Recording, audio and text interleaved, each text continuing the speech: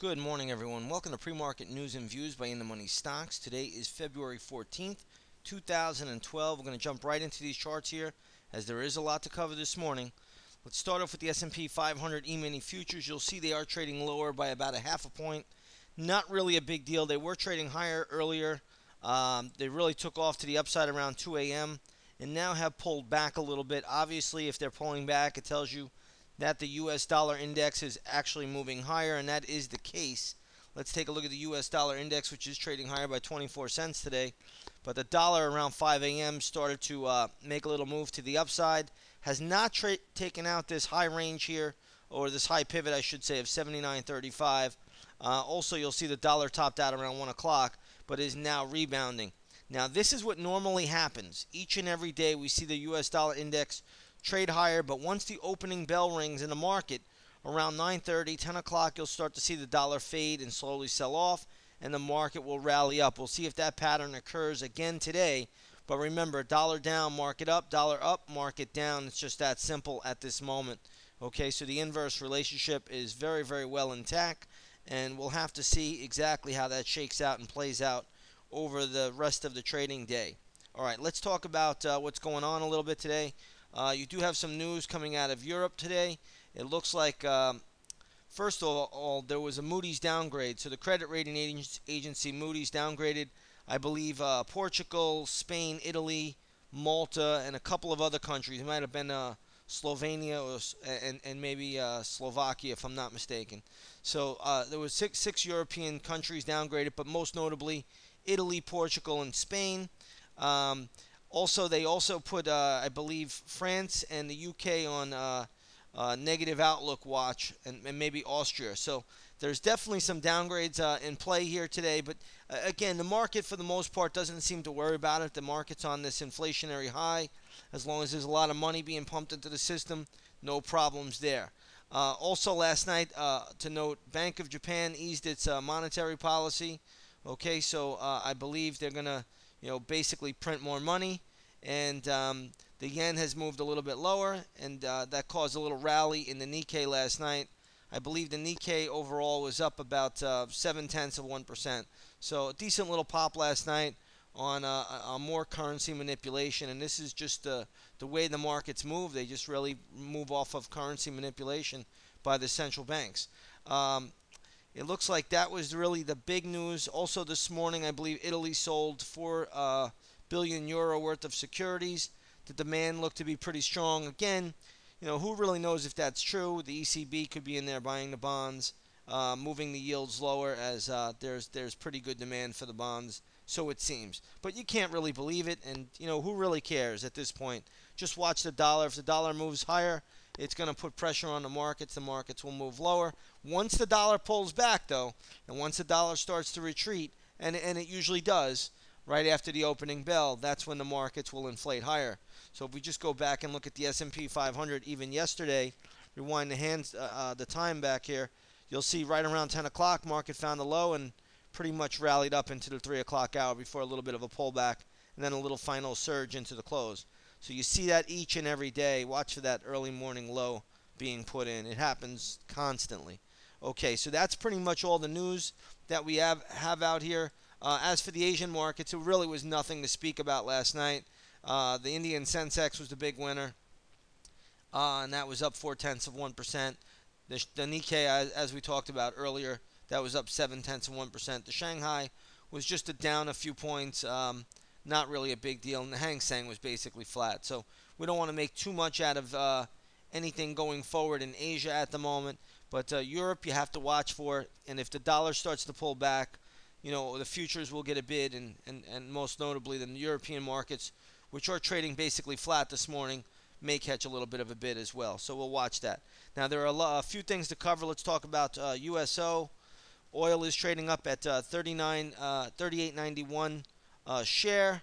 It looks like spot crude today is trading right around the 101.25 level. So it's up about 30 cents at the moment. Decent little pop, but we are trading above $101 a barrel on West Texas crude.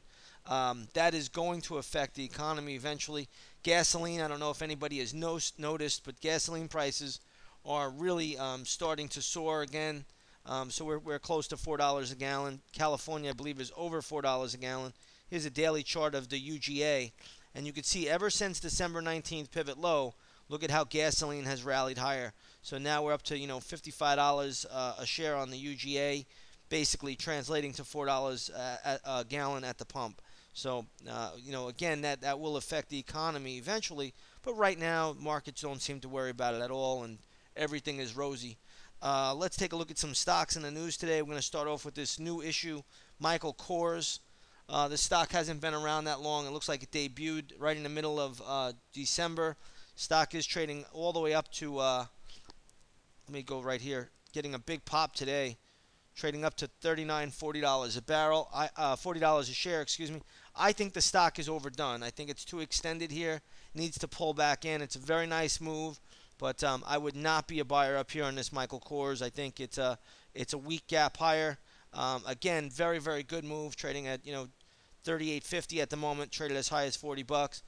Watch it at this level. I just don't think it can sustain these prices. We'll need to pull back soon. Okay, but it's a new issue. Tough to really read that chart. Let's take a look at its cousin there, Fossil. This is another apparel maker. This stock doesn't have a lot of volume this morning, but it is trading lower, down around the 98.55 level. I honestly think this is a strong gap lower. The stock could go a little bit lower in my opinion. So if I was a trader, I would really watch. There's going to be some support around the $95 area. And after that, you're going to look at 91.45 and then ultimately 88.05. And if it breaks below that, then watch it go down to $83.50. But those are all the levels I would watch for with Fossil.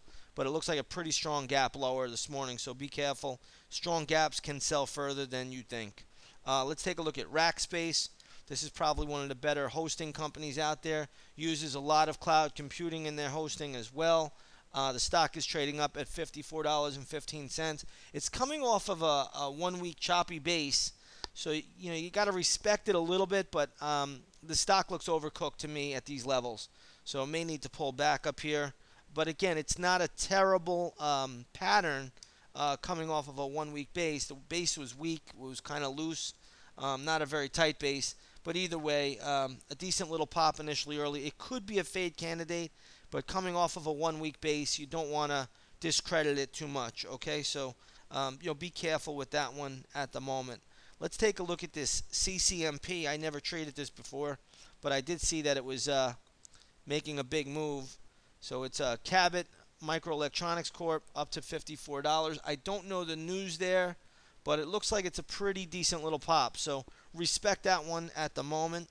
I would not be looking to short. It is also coming off of it looks like a 2 week base, so it looks pretty decent at the moment with strength, and does have upside to it. So again, I wouldn't rule it out that it could go a little bit higher. The weekly chart is very, very overbought and extended, so I don't think there's going to be much upside there, but it could be strong at least initially at the start. Let's take a look at Avon, everybody's favorite beauty care products. Avon is trading down a little bit. I'm not going to make too much out of this one. The stock has been down already, so this one could get a little bit of a bounce. There looks to be a lot of support around $17 and then ultimately $16.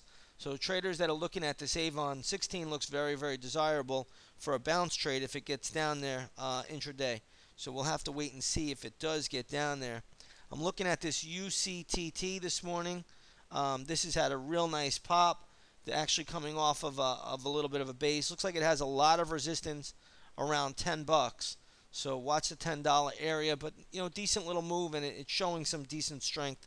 So it's really something I would probably just leave alone. But again, going to have pretty good resistance around the $10 level. That's really it this morning. Definitely a little bit more on the quiet side today when it comes to all the stocks that are out. You're starting to see the futures come down just a little bit more here. It looks like there's some economic data out. It looks like import prices are out, export prices. So again, we're getting a little economic data coming out. I don't think it's that big a deal. What you want to watch really is the U.S. dollar index. If the dollar starts to move higher, and here you can see the dollar is moving higher, the markets will move lower. If the dollar starts to pull back, which has happened almost every day after a morning pop in the dollar, once the opening bell rings at 9:30, the dollar usually pulls back. That's what you're going to have to watch for. that will inflate the stock markets if that happens. Okay? With that said, everybody, I want to wish you all a great trading day, and I will see you all tomorrow. Take care now.